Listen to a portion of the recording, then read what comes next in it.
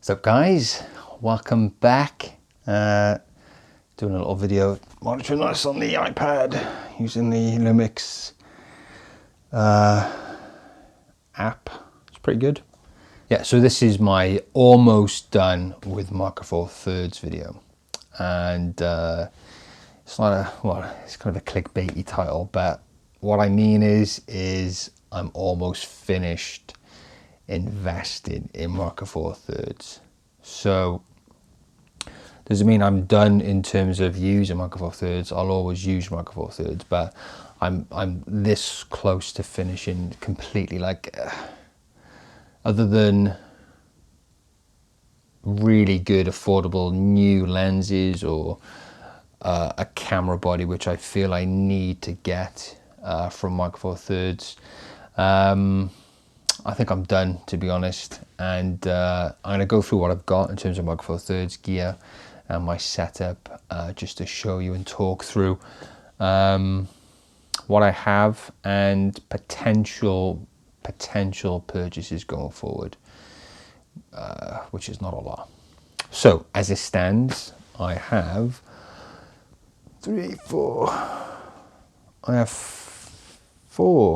five Micro Four Thirds cameras, and I'll go through them now. So this is my little GF3.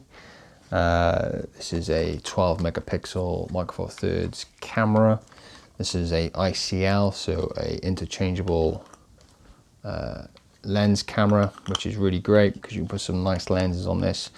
And this is my in my bag constantly kind of small camera. Brilliant stills, naff video, but really cheap camera that I bought used off MPB. I think every camera I bought off MPB, they're really good to buy from, particularly used. So this was a well-used camera which I bought for 24 quid, and really good purchase. So yeah, Lumix GF3. Next I have a Lumix GH1. I bought it just to see what the hack was like, to be honest. And again, a very affordable camera. I think this cost about 40 odd quid, 45, 49 pounds, something like that. Get another ICL. You got a flippy out your screen as well. Shoots HD, can be hacked for better video quality, and it shoots really nice stills. And I think this is 12 megapixels as well. So for social media, 12 megapixels is plenty. Yeah, it feels nice in hand, nice and small. You've got all the manual modes, auto modes, like I said, video mode.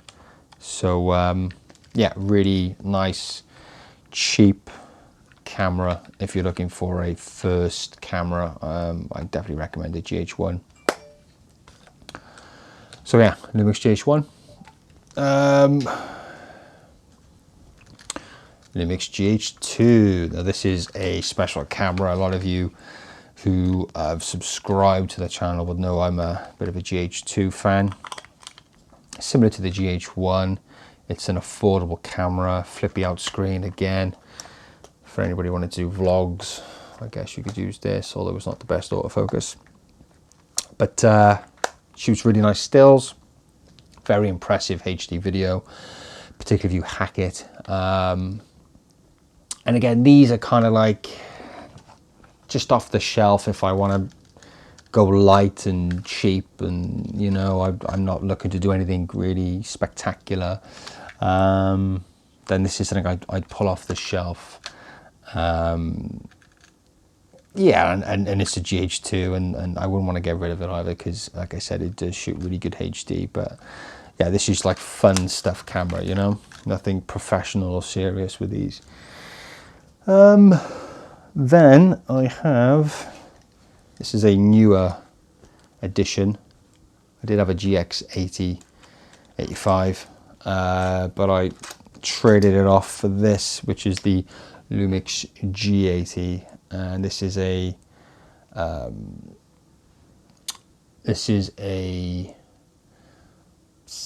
prosumer camera, I guess. It's got some really nice 4K video. It's weather sealed, IBIS, really nice image quality, 16 megapixels, lovely stills, got some really cool video features and photo features. And it's small too, and it's just a really good. I bought a little cage for it as well, so you can beef it up a bit for video work if you wanted to. But yeah, this is a really cool little camera which I plan to use more for YouTube kind of stuff. You know, it's something I could set up to one side and kind of keep it there, and also for travel. Really good small portable camera, again with the weather seal and the IBIS. So yeah, the Lumix G80. Really nice camera. Glad I bought it. Glad I switched it out. Switched out the GX85 for this. It was a really good idea to do that. So yeah, SD card, single SD card, UHS 2 card. It's got a mic input too, so I can get some really nice audio if needed. But yeah, G80, really nice camera. So there we go. That's the 4th camera, and the 5th was a camera I was going to sell earlier on this year, but I decided not to. And that is this. That is the G9. This is a really professional camera. This is Panasonic's flagship professional photography camera. And you got IBIS, weather sealing, dual SD card slots. You got high res mode, you got a 20 megapixel sensor, you got 10-bit internal 4K, 4K 60p, you got HD 180p as well. The only thing which would make this phenomenal is if this had no record limit. You can get external recorders, but as it is, there's no there is a record limit of 30 limits, but that's, you know, I can work around that, that's fine. But this is just this is a beast. Ergonomically is fantastic too. I love the top display dial. Yeah, this is a really nice camera, and it's holding up even now in 2023 coming to. Yeah, and I was going to sell this, but I'm so glad I didn't. This is a really nice camera. So that's my 5th camera. So I guess out of the 5, like the G80 and the G9 is stuff I'd use for professional kind of stuff, cameras I can rely upon, and cameras which can produce really good content. So yeah. Now there's a GH6 out there which looks pretty sweet, and far more advanced than the G9 in a lot of ways. But at the minute I don't need all that extra powerhouse stuff. So quite happy to just stop there with the cameras. Lenses wise, 1, 2, 3, 4, I've got 7 lenses. I've got 4 zooms and 3 primes. So let's start off with the cheapest probably of the 7, and this is the Olympus 14-42. It's quite a compact lens. It's got that funky feature where you have to unlock and lock, and the reason being is because it compacts down to quite a small format. But other than that little locking thing, it's pretty nifty. It is annoying having the locking mechanism on it, because sometimes you want to take a quick shot, but you've got to remember to unlock the lens to do so. But I usually leave this on the GF3 in the bag. So I've got a 28-82, which is quite a versatile focal length. Like I said, it's quite cheap. It's about 40 odd quid, so not that expensive. Optically, it's pretty nice. Yeah, not much I can really say about it, to be honest. So that's that, 40-42. Then I got the reliable 14 to 140 Panasonic. This is the Mega OS iOS version, or OIS version I should say. So you got image stabilization on there. There's no weather sealing, but it's a really versatile lens. So 28 to 280 mil, which is pretty good. This is a really good travel lens, and out for the day kind of lens. Optically nice and quite snappy with the focus too. So yeah, really, really good lens. Next is this. This is the Panasonic 12 to 60. So a 24 to 120, very nice versatile lens. It's a bit cheaper than the Leica version of this, and it's a bit slower than the Leica version. Optically though, I think it's really nice. It's weather sealed too, which is perfect. Good to take out and about. And yeah, optically very nice. So 12 to 60, really solid lens. And this monster, this is the alternative to the 100-400 from Leica. This is the 100 to 300, so a 200 to 600 full frame equivalent. This was the lens that actually made me switch full-time photography to the Micro Four Thirds system from the Sony system I used to have, because I was looking at a 200 to 600 for Sony, and that was ridiculously expensive.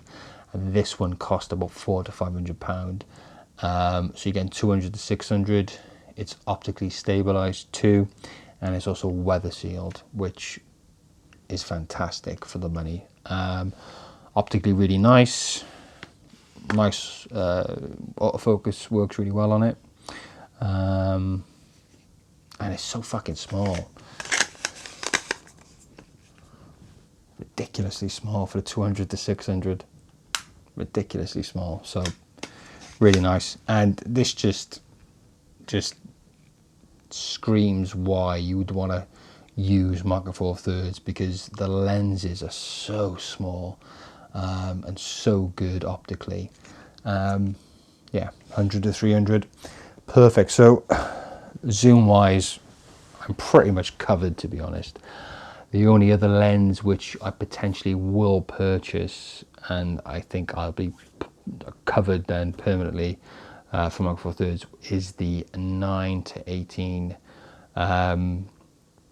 from Olympus. So that's the only other lens I'm really thinking about getting, but we'll see.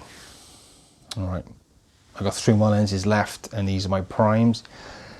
So start off with this one. This is a new edition. This is the Olympus 17mm f1.8. So this is my 35mm full frame equivalent. Again, small, compact, nice and bright at f1.8. Lovely focal length, nice and sharp, and it does have a micro contrasty kind of look to it too. Like it kind of pops. The images kind of pop with this. It's got a clutch mechanism for the focusing ring too, which I quite like. It's hard stops as well, so manual focusing on this, although I've not really messed with it too much, but I dare say would work quite nice. But yeah, optically really nice, very small again, which is perfect. Next up is the 25 f1.7 from Panasonic. So this is the nifty 50 version, sharp, fast, weather sealed. Is it weather sealed? I keep forgetting this is weather sealed, but nifty, very nice optically. Nice shallow depth of field you can get with this too. So everything I'd want in a prime lens. And continuing on with that is this, the Olympus 45 f1.8. Very small, very light, very sharp, optically very nice. Again, what else can you say? Perfect for travel. If I just take down the That's with the lens hood down. That's ridiculously small. I did order the Sigma 56mm f1.4, but I cancelled it because I didn't really need it, to be honest. The 45mm is a 90mm equivalent, and 1.8 and 1.4, it's not a great deal of difference, to be honest. The Sigma is a really nice lens, and if I had spare cash, I probably would pick it up, but I don't really need it. So decided to cancel that, and I'm sticking with the 3. So that's me covered pretty much on Micro Four Thirds, and other than a much wider lens, mainly for landscapes, I'm pretty much covered. So that's it for the Micro Four Thirds, I think, until something spectacular comes out from Panasonic or Olympus. Yeah, that's me done. So what do you think of the setup? Do you think I'm missing anything? I don't think I am. Yeah, I'm happy with what I got, and I think now is just all about the L mount and picking up some lenses for the L mount system, which I plan to do. But yeah, I'm sorted for Micro Four Thirds, so very happy. Still going to continue to shoot with Micro Four Thirds. There's a lot of benefits to the size and the price with Micro Four Thirds, with the Micro Four Thirds system, and yeah, I think that's it. Alright guys, that's it for me. Thanks for watching, and goodbye.